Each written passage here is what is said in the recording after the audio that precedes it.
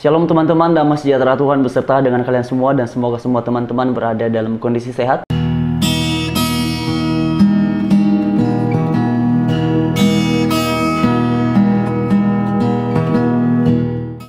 Dan dalam bagian ini kita akan kembali membahas beberapa hal berkaitan dengan argumentasi yang disampaikan oleh seorang anak muda dari Muslim mengenai bukti-bukti yang menurutnya adalah menunjukkan bahwa Yesus itu adalah bukan Tuhan. Dan karena itu mari kita dengarkan sama-sama dalam cuplikan berikut ini. Bahkan pun jika kita melihat kitab suci umat Kristiani sendiri pun diceritakan bahwa Yesus bukanlah satu-satunya manusia yang dapat menghidupkan orang mati. Dalam perjanjian baru 1 Raja pasal 17 ayat 19 hingga 24 menceritakan bahwa seorang tokoh bernama Elia diceritakan dapat menghidupkan orang mati.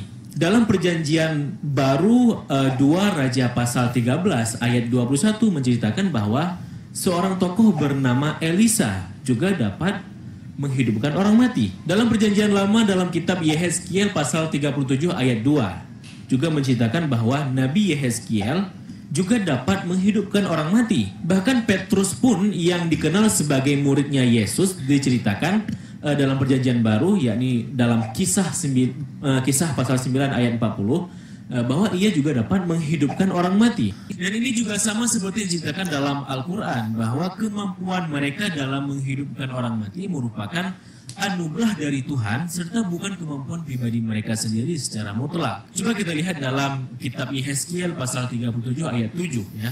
Sebelum Nabi Yehezkiel menghidupkan tulang belulang, ia berdoa dahulu kepada Tuhan. Lalu kemudian tulang belulang tersebut hidup kembali. Dalam 1 Raja pasal 17 ayat 21 sebelum Elia menghidupkan orang mati, diceritakan pula bahwa Elia berdoa dahulu kepada Tuhan. Bahkan dalam Yohanes pasal 11 ayat 40 hingga 44, Yesus sendiri berdoa kepada Tuhan sebelum menghidupkan Lazarus. Bunyinya seperti berikut. Lalu Yesus menegadah ke atas. Nah teman-teman sekalian, ayat yang dia gunakan untuk menjelaskan bahwa Yesus memiliki kuasa untuk membangkitkan orang mati itu tidak semata-mata langsung berasal daripada dirinya, tetapi merupakan hasil dari doanya. Karena itu poin yang hendak ditekankan olehnya adalah bagian yang kemudian ditebalkan ini, bahwa engkaulah yang telah mengutus aku.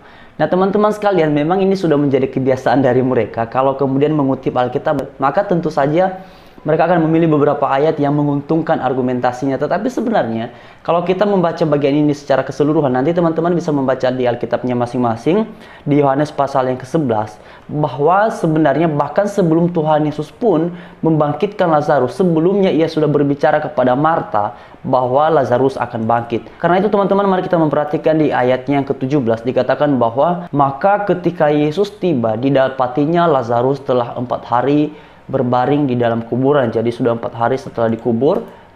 Mari kita memperhatikan selanjutnya di ayat ke-21. Maka kata Marta kepada Yesus, Tuhan, sekiranya ada di sini, saudaraku pasti tidak mati. Ini adalah keyakinan iman yang disampaikan oleh Marta kepada Tuhan Yesus. Kemudian teman-teman, nah di sini adalah jawaban Yesus. Pasal 11 ayat yang ke-23 dikatakan oleh Yesus bahwa kata Yesus kepada Marta, saudaramu akan bangkit. Nah teman-teman, dalam bagian ini secara jelas Tuhan Yesus telah lebih dahulu memberitahukan kepada Marta bahwa Yesus memiliki kuasa dengan berkata saudaramu akan bangkit. Dan kemudian ini berarti sebelum Tuhan Yesus membangkitkan Lazarus, ia telah mengatakannya, dan ucapan demikian adalah deklarasi otoritas keilahian Yesus.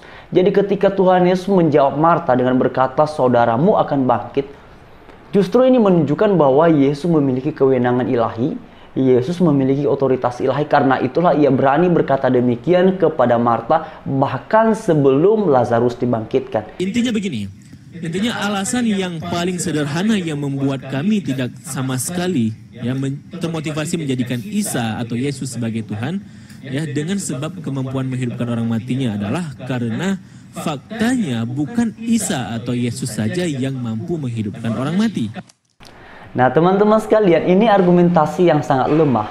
Karena pada dasarnya Dalam pengakuan iman Kristen tentang Yesus Kristus ialah Tuhan, bukan semata-mata karena Yesus bangkitkan orang mati, tetapi karena pernyataan kitab suci dan deklarasi Yesus sendiri tentang keilahiannya. Mari kita buktikan beberapa hal. Yang pertama adalah Yesus menyatakan dirinya adalah Yehova.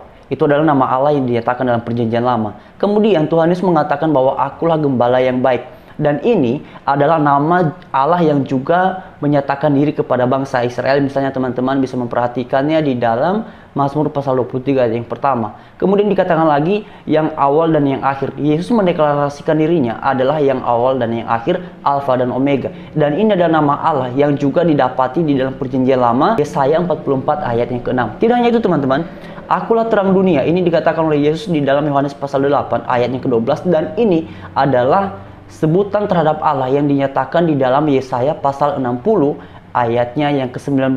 Itu adalah yang pertama. Yang kedua, Yesus mendeklarasikan diri adalah Mesias yang dijanjikan di dalam perjanjian lama. Ia adalah Allah yang perkasa, dan hal ini kalau dalam perjanjian lama teman-teman bisa menemukannya di dalam Yesaya pasal 9 ayat yang kelima. Dan mengenai ucapan Tuhan Yesus mendeklarasikan dirinya ini adalah di dalam Markus pasal yang ke-14 ayat 61. Nah, itu adalah nomor 2-nya. Kemudian nomor 3, Yesus menerima penyembahan. Nah, kalau di dalam perjanjian lama, misalnya teman-teman bisa temukan di dalam kitab Keluaran pasal 20 ayat 1 sampai 5, juga di dalam Ulangan pasal 5 ayat 7 sampai 9, yang boleh disembah adalah hanya Allah sendiri. Tidak ada yang boleh disembah selain daripada Allah sendiri. Dan kemudian di dalam Matius pasal 8 ayat yang kedua, juga pasal 14 ayat 33, Yesus menerima penyembahan. Dan ini adalah cara yang diterapkan oleh Tuhan Yesus untuk menunjukkan eksistensinya adalah ilahi. Kemudian teman-teman, bagian keempatnya adalah Yesus memerintahkan berdoa dalam namanya. Ini teman-teman bisa dapati di dalam Yohanes pasal 14. Kemudian bagian terakhir, bagian yang kelima adalah Yesus mendeklarasikan dirinya berkuasa di sorga dan di bumi. Dan ini didapati di dalam Matius pasal 28 ayatnya yang ke-18.